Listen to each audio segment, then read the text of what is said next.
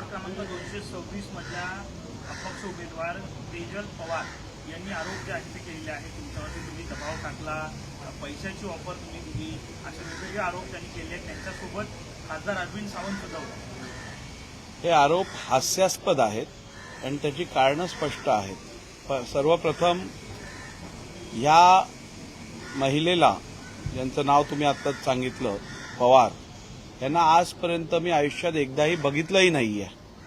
त्यामुळे त्यांना धमकवण्याचा प्रश्न उद्भवत नाही. एक. नंबर 2, आपण धमकवतो कधी, जेव्हा आपली बाजू कमजोर असेल तेव्हा. आपण एक लक्षात घ्या, या कुलाबा विधानसभा मतदारसंघात 1 वर्षापूर्वी झालेल्या निवडणुकीत मला 50,000 मतांचं मताधिक्य आहे. वॉर्ड क्रमांक 225 मध्ये मला 12,000 मतांचं मताधिक्य आहे. वॉर्ड क्रमांक 226 मध्ये मला 14,000चं मताधिक्य आहे. वॉर्ड क्रमांक 227 मध्ये मला 9,000 मतांचं मताधिक्य आहे. त्यामुळे माझ्यासाठी हे तिन्ही वॉर्ड अत्यंत सुरक्षित आहेत आणि म्हणूनच भारतीय जनता पार्टीचा विजय ह्या वॉर्डातनं निश्चित असताना कोणालाही धमकावण्याचा किंवा कोणालाही विड्रॉ करायला सांगायचा प्रश्नच येत नाही.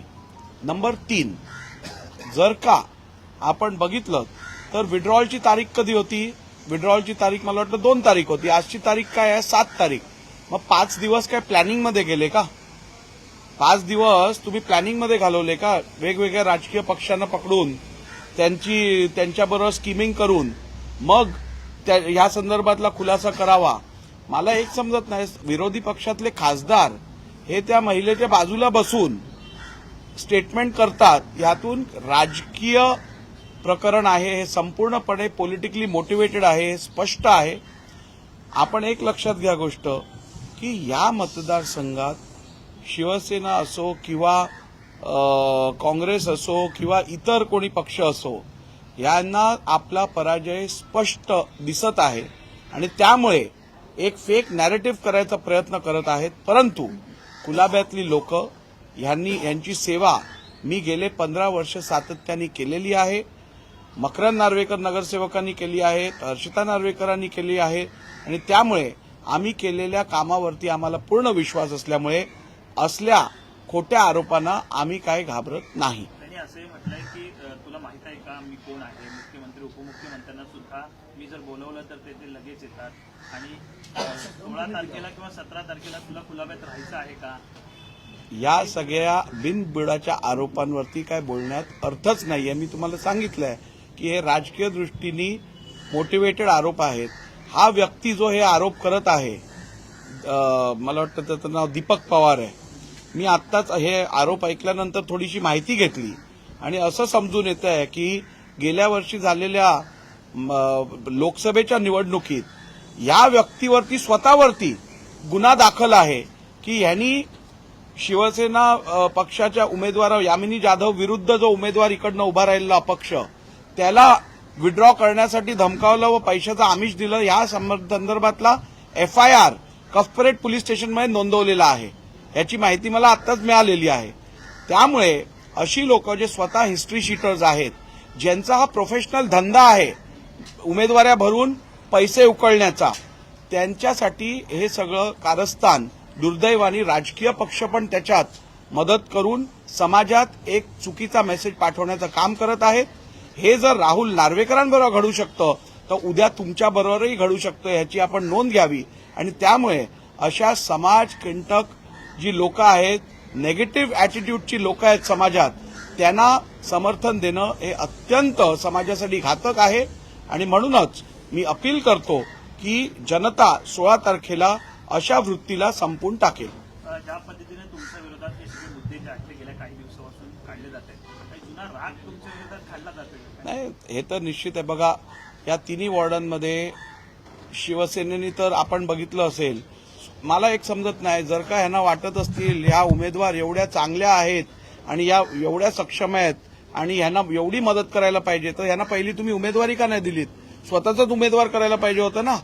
आज ज्या वेळेला तुमच्याकडे कुठचाच मुद्दा राहिलेला नाहीये, तुमच्याकडे कुठचाच निवडणूक लढण्यासाठी विषय राहिलेला नाहीये, कुलाब्यात ज्या प्रकारचं अभूतपूर्व विकास काम झालेलं आहे ते बघितल्यानंतर कुठचाही मुद्दा राहिला नसल्यामुळे आता अशा प्रकारचे अत्यंत घाणेरडे प्रकार हे विरोधी पक्षाकडनं होत आहेत. उद्धव ठाकरे यांच्या पक्षाकडून तुम्हाला वेगवेगळ्या प्रकारात अहो, यांना निवडणुकीत उभे करायला उमेदवार मिळत नाहीत, त्यामुळे वॉर्ड सोडून देतात. उद्धव बाळासाहेब ठाकरे गटातला सामान्य कार्यकर्ता जो आहे, आज त्याची परिस्थिती बघा. इतक्या मेहनत करून त्यांनी मतदारसंघात काम केलंय, पण पक्षाला स्वतःसाठी तिकीट घ्यायची पण हिंमत होत नाही. 226 मध्ये जागा सोडून दिली, 227 मध्ये जेमतेम बाहेरनं उमेदवार शोधून आणला, 225 मध्ये जवळजवळ तीच परिस्थिती आहे. त्यामुळे एकूण आपण बघितलं तर यांना स्वतःची काहीही कामं दाखवण्यासाठी नसल्यामुळे आणि नॉन इश्यू त्यांच्याकडे झाल्यामुळे, त्यांच्याकडे कुठचाही मुद्दा राहिला नसल्यामुळे आता अशा प्रकारचा फेक नॅरेटिव्ह सेट करायचा प्रयत्न होत आहे. या संदर्भामध्ये कोर्टामध्ये देखील एक याचिका टाकण्यात आलेली आहे की ज्या पद्धतीने तुम्ही सगळ्या निवडणुकीच्या काळात धमकवले. कोर्टात याचिका प्रत्येक नागरिकाचा अधिकार आहे. कोर्टाने पण त्याची दखल घेतलेली नाही. कोर्टाने पण सांगितलं ज्या वेळेला सुनावणी करायची असेल त्यावेळेला सुनावणी करू. या प्रकरणात कुठचंही तथ्य किंवा अर्जन्सी दिसत नाही. त्यामुळे यातून दिसून येतं केवळ आणि केवळ मतदारांना आणि समाजात एक चुकीचा मेसेज पाठवायचा, कन्फ्युजन निर्माण करायला बघायचं. आणि ही सगळी मंडळी 5 दिवस झोपलेली, त्यांना आज जाग आली, निवडणूक जवळ आल्यावर तर जाग आली.